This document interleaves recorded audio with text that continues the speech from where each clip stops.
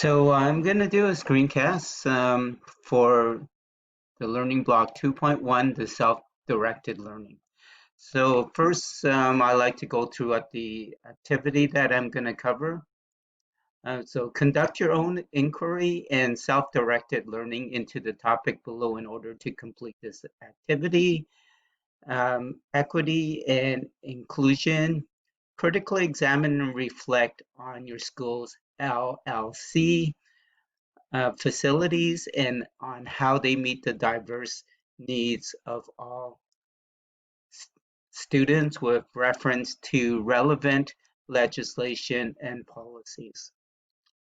So what I did when I took the course with Sue in the part one was I created a website and I looked at the issue of equity and inclusion. So what I'm going to do is I'm going to go through this website a bit, and then after that, I'm going to say what are the needs in a LLC, and then for at the end, I'm going to reflect on how the LLC at the high school that I teach at um, is meeting these equity needs. So let's start off with, I mean, what is equity and inclusion? So equity is about being treated fairly, but not necessarily the same. It is social justice aim that takes into account individuals and or groups' historical and persistent social, cultural, and academic inequalities and systemic discrimination in making educational decisions. To be fair to all students and ensure all students' well-being, then it is necessary to account for and correct this context when planning and implementing teaching and learning practices across Ontario classrooms. Our emphasis on equity and inclusion focuses attention on groups of students who have hitherto not received the same educational access, opportunity, and outcomes as their peers in Ontario classrooms, whether due to gender identity, race, religion, sexuality, disability, or other needs or characteristics. Okay, and this came from the Canadian Principles website. And so let's move on to my board, the YRDSB, and its policy. So YRDSB, it's equity and initiatives. I mean, it's the board is seen as a leader in terms of this area. And what the board does is it builds a collective understanding of the ongoing impact of colonialism on Indigenous communities, anti-oppression, and cultural responsive and relaxant pedagogy, or CRP. The board also provides comprehensive math programs that reflects students' identities, lived experiences, needs, and interests, and champions equity and inclusivity by developing the knowledge, skills, and attitudes to remove barriers in support of all learners. And so I'm going to include this website link that I created, when I post this, and you can go through this. I have videos too of, like different topics like Indigenous, in terms of, Muslim students, and so, go through that if you have the opportunity. Next, I want to address Ontario's curriculum and policy. So Ministry of Education um, definition: equity is a condition or state of fair, inclusive, and respectful treatment of all people. Equity does not mean treating people the same without regard for individual differences. And when we're preparing to teach all our students, those engaged in the work of culturally responsible pedagogy are committed to collective, not just merely in individual empowerment, such that the impacted approach to teaching is directed towards making change for all members of society. As educators, we must be prepared to teach all students while also being committed to preparing students for a reality of a diverse Canadian and global society. This journey towards equity and inclusivity in Ontario schools seeks to empower everyone in the learning environment. Such an approach validates and affirms the cultural capital that our students bring to the classroom each and every day. This journey also brings us closer to reach our goal in Ontario, which is providing relevant and authentic learning opportunities every day for every student in our classroom.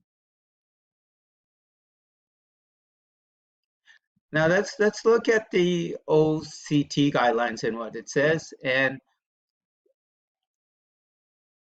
And so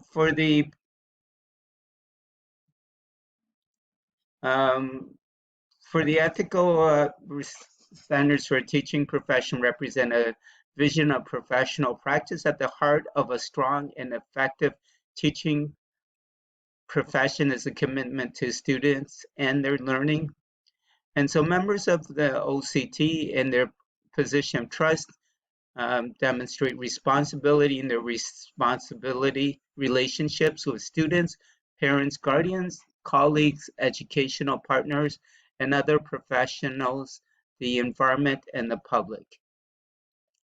And the purpose of the ethical standards for the teaching profession are to inspire members to reflect and uphold the honor and dignity of the teaching profession, identify ethical responsibilities and commitments in the teaching profession, guide ethical decisions and actions in the teaching profession, promote public trust and confidence in the teaching profession. And the ethical standards for the teaching profession are care. Ethical standards of care include compassion, acceptance, interest, and insight for developing students' potential. Members express their commitment to students' well-being and learning through positive influence, professional judgment, and empathy in practice. Respect, that's intrinsic to the ethical standard of respect or trust and fair-mindedness. Members honor human dignity, emotional wellness, and cognitive development in their professional practice. They model respect for spiritual and cultural values, social justice, confidentiality, freedom, democracy, and the environment. Trust, the ethical standard of trust embodies fairness, openness, and honesty. Members' professional relations with students, colleagues, parents, guardians, and the public are based on trust. Integrity, honesty, reliability, moral action are embodied in the ethical standard. Integrity, continual reflection assists members in exercising integrity in their professional commitments and responsibilities. So that's now going to teacher practices. And so what does that look like? So that's fostering equity and social justice in the book collection. So when doing that, these are questions that have to be considered. Is there an obvious or hidden bias? Whose voice is being heard? Whose voice is being left out? How are power and oppression addressed? Are we reinforcing a stereotype or a single story? And this is something that the LC at our school we reinforce is to make that all voices are being heard. And so I would recommend if you have a chance to really watch this video about the danger of a single story, so that not all of our students, identities are representative because their voice is not being heard. So the library card is a passport to wonders and miracles and glimpses into other lives, religions, experiences, the hopes and dreams and strivings of all human beings. And it is this passport that opens our eyes and hearts to the world beyond our front doors that is one of our best hopes against tyranny, xenophobia, hopelessness, despair, anarchy, and ignorance. And so the key here is that uh, the LLC, we have such an important role to really promote equity and inclusion in our schools. So creating an equity-based environment through the core and language. Questions that we need to think about is the space authentically inviting to all who enter?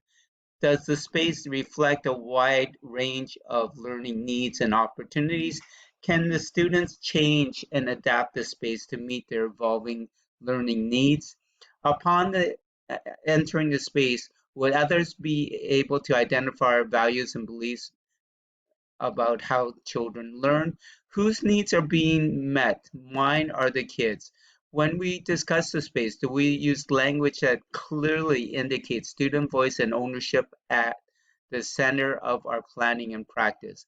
Does our signage, wall decor, entry doors, etc., represent our students' thinking, creativity, and communication needs? And so what's really important about this space is making it really accessible to our students, all our students. And so that means, like, students with disabilities, it could be physical disabilities, um, and also accessibilities. We could even talk about virtual accessibilities to our LLC, and making that, like, for example, in design of our library website, making sure that all students, even if they're vision impaired, are able to to read it based on how we do the fonts. And that's like using universal design for learning UDL in principles in designing the website. And so these are all important elements to consider. And embedding equity in scheduling and routines. And what questions have to be considered? How can we make the library learning common truly open to all learners and learning needs? Does our technology access model help to level the playing fields for all students to have the tools required for 21st century learning? How can we support collaborative instruction while keeping student interest at the center? What structures do we have in place to foster love of learning and develop literacy skills? Are the scheduling methods and other routines designed for adult convenience or to encourage independence in our learners? And is flexibility to meet challenging learning needs a foundation of the structures in place? And so if we look at the issue of technology, I mean, making sure that all learners, especially learners with disabilities, are able to, learning disabilities, for example, are able to access the technology. And so that's making sure that, there is soft software available so that all learners can access it. And the other thing is by really supporting collaborative instruction. So it's like, even how this is more dealing with earlier, like the layouts of the desk. So encourage students to work collaboratively. So so it's all about intentional critical collection building, free flow of access to library for all learners, multilingual student-created signage and dual language text, middle grades, GSA partnerships, like example with Right to Learn, large events like Orange Shirt Day, Black History Month, Day of Pink, Asian History Month, and a lot of PD to help student teachers be